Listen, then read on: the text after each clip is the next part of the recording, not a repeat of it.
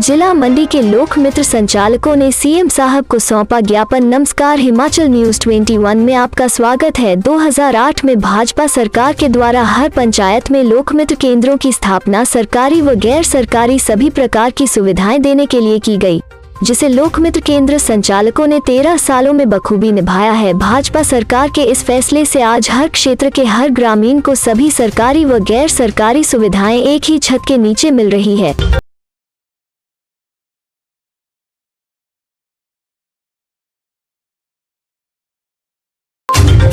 भाजपा सरकार के द्वारा चलाई गई इस योजना को हर ग्रामीण तक पहुंचाने के लिए लोक मित्र केंद्र की अहम भूमिका रही है।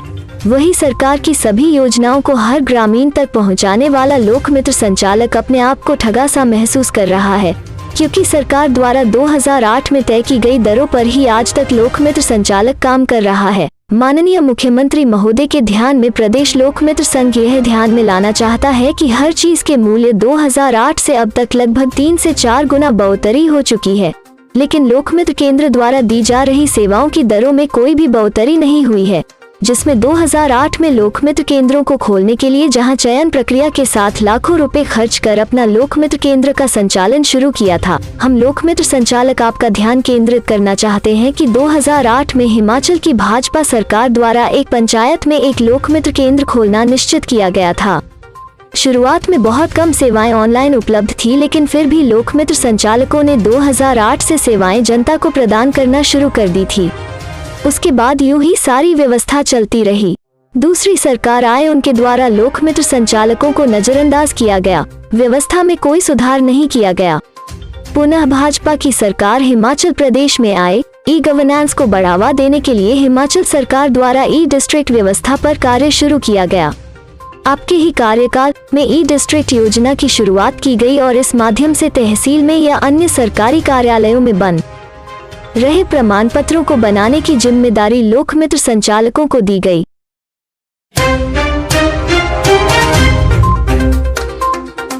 जब से ई डिस्ट्रिक्ट व्यवस्था शुरू की गई है, जनता को उनके घर द्वार पर सरकारी प्रमाण पत्र लोक मित्र संचालकों द्वारा बना कर दिए जा रहे हैं। जमीनी स्तर पर 6500 से अधिक लोक मित्र संचालक सरकार की हर योजना को जन जन तक पहुंचा रहे हैं।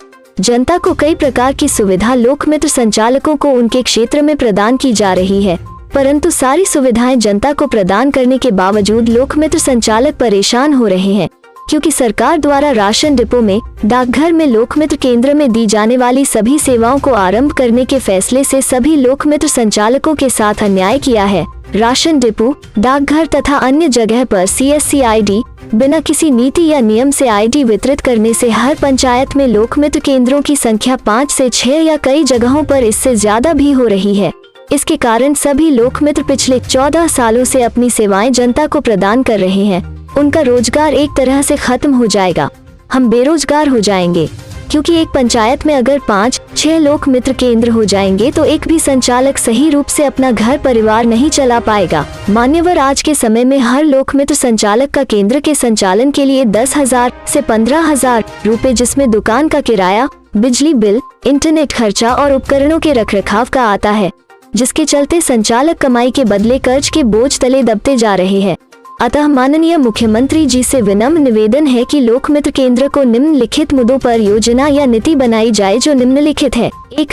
लोक मित्र केंद्र में दी जारी रही सभी सुविधाओं के सेवा शुल्कों में बढ़ोतरी की जाए, जिसमें पिछले 14 सालों से कोई वृद्धि नहीं की गई। 2. लोक मित्र केंद्र संचालकों का सरकार द्वारा मानदेय तय किया जाए। 3. राशन डिपो व डाकघरों को CSC ID वितरण करने पर तुरंत प्रभाव से रोक लगाई जाए। 4. सभी लोक मित्र केंद्रों को पंचायत घर में स्थापित किया जाए। 5. पूर्व में सरकार द्वारा तय किए गए मापदंडों के अनुसार एक पंचायत में एक ही लोक मित्र केंद्र की व्यवस्था को लागू किया जाए। हिमाचल न्यूज 21 के लिए विंटन कौशल, मीडिया प्रभारी जी की रिपोर्ट। लोक मित्र संचालक महासंघ हिमाचल प्रदेश।